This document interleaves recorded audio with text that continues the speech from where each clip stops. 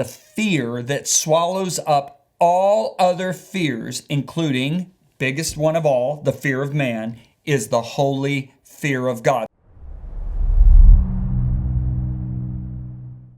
Okay, we're starting our third week. You just read chapter 15. Wow, the fear of man. Now, I just want to give you a little something that I have discovered in my study since I've written the book, and that is almost every church father and mother, I don't care if it's in the 1600s, 1700s, 1800s, or back in the year 200 or even 300, they wrote that the fear that swallows up all other fears, including, biggest one of all, the fear of man, is the holy fear of God. So the holy fear of God protects us from the fear of man. Now, what is the fear of man? It's not to be scared of a man. It's to want to get that man's approval.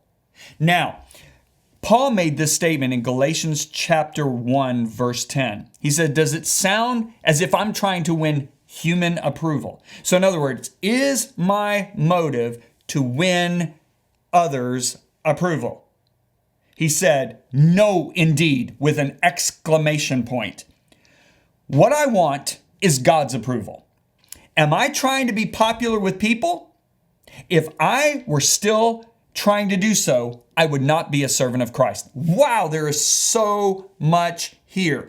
Paul is actually saying that I will depart from the rank of being a servant of Christ if I am trying to be popular with people.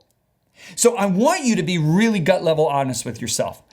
Is your motive when you get up in the morning, are you going out there because you want to be popular with people, so you're going to project an image that's going to help that popularity?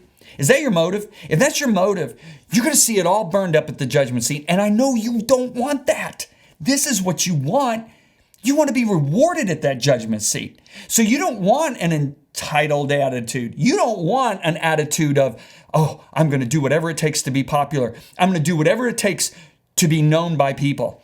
Listen, if that's your goal, you're not going to receive eternal rewards. If your goal is, I'm going to serve people, now you're positioning yourself. Now you're positioning yourself to be a servant of Christ, and in doing so, you'll receive eternal rewards. And what keeps you in that servant role is the fear of the Lord. If you look at Philippians, the first, second, third chapter, if you read the whole thing in context, it's saying, hey, let this mind be in you, which was in Christ. What was that mind?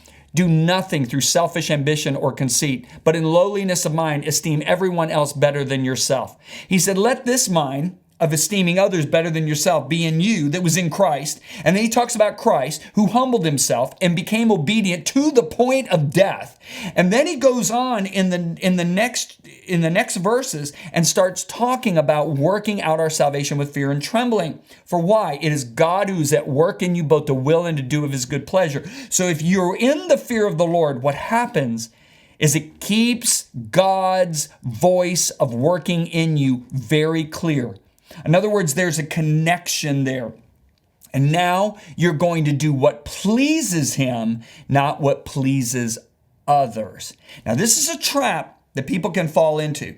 In Galatians chapter 1, Paul wrote about this because in Galatians 2, he talks about how Peter and Barnabas and the other apostles and leaders who were Jewish apostles and leaders fell into hypocrisy because they were concerned what their fellow friends thought about them.